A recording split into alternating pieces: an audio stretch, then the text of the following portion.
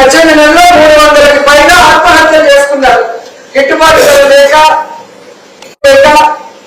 కొనుగోలు చేసిన మామిడికాయలు చూశారు కదా, ఇవ్వాల్సిన డబ్బులు ఇవ్వకుండా రైతులు ఆత్మహత్యలు చేసుకుంటుంటే కనీసం ఆ కుటుంబానికి పరిహారం కూడా ఇవ్వకుండా ఈ దిగజాలు ముఖ్యమంత్రి ఉప ముఖ్యమంత్రి ఒకసారి మనం ఆలోచించాలి.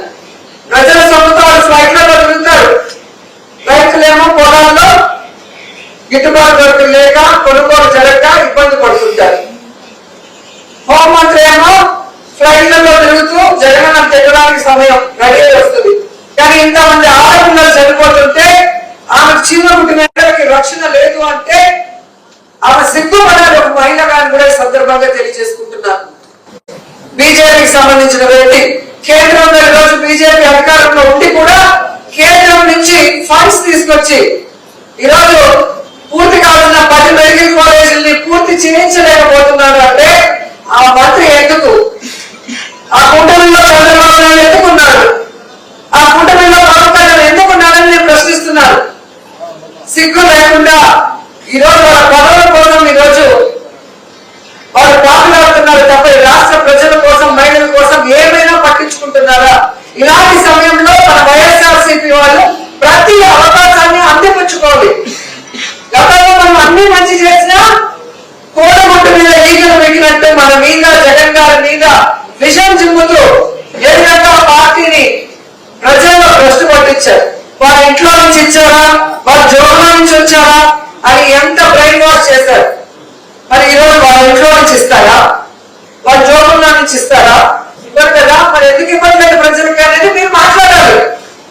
ఇది గ్రామాల్లో మాట్లాడాలి, టీవీలో పేపర్లో ఎక్కడో చేస్తారు.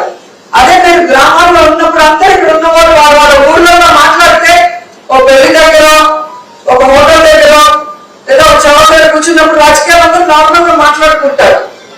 లేదా ఒక రైల్వే స్టేషన్ లోనో ఒక బస్ స్టేషన్ లోనో ఏంటంటే ఆ రోజు ఇట్లా అన్నారు కదా, ఏమి జగన్మోహన్ రెడ్డి జోబుల నుంచి ఇచ్చాడా, ఆయన ఆస్తి ఇచ్చాడని. మరి ఇప్పుడు చంద్రబాబు నాయుడు పవన్ కళ్యాణ్ ఆస్తి కాదు కదా, వాళ్ళ జోబులకు కాదు కదా, ఎందుకు ఇవ్వలేదు అడగాలి. నిజంగా అడగాలి. మీరు ఎందుకు భయపడుతున్నారు, ఎందుకు సిగ్గుపడుతున్నారు నాకు అర్థం కావట్లేదు. ఎప్పటికప్పుడు చంద్రబాబు నాయుడు కూటమి ప్రభుత్వం చేసే తప్పుల్ని మనం ప్రజల్లో డిస్కస్ చేయకుండా ఎలక్షన్ అప్పుడు చూసుకుందాం లేదంటే ఎలక్షన్ అప్పుడు మళ్ళీ కూటమి ప్రభుత్వం అబద్ధాలు చెప్పి వాళ్ళు మళ్ళీ మోసం చేసి అధికారంలోకి రావాలన్న ప్రయత్నం చేస్తారు. ఇప్పటి నుంచి మీరు జరిగే ప్రతి ఒక్క ప్రజా వ్యతిరేక విధానాన్ని, ప్రజలకు ఇచ్చిన మాటని ఈరోజు సున్సం చేయకుండా చేస్తున్న మోసాన్ని ప్రజలకు తెలియజేయాలి.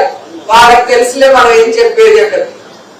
మరి వాళ్ళకి తెలిస్తే మనం ఎందుకు ఇక్కడ ఒక పార్టీ ఎందుకు, పార్టీలో మనం ప్రజాప్రతినిధిగా ఎందుకు ఉండాలి? మన పార్టీని మనం కాపాడుకుంటేనే మనకు ఒక గౌరవం, అంతేగా. చెట్టును కాపాడుకుంటేనే కదా దాంట్లో ఉన్న కాయలు మనం తినగలం. చెట్టును మనం నడిపేస్తుంటే చూస్తూ ఉండి మళ్ళీ వస్తుంది అప్పుడు చూసుకుందామంటే నువ్వు ఉండవు నేను ఉండదు. ఈరోజు చూసారు కదా మీరు రాష్ట్రంలో ఏ విధంగా రెడ్ బుక్ రాజ్యాంగంతో నాయకుల్ని కార్యకర్తల్ని ఎలా ఇబ్బంది పెడుతున్నారు. తప్పు చేయకపోయినా తప్పుడు కేసులు పెట్టి ఎలా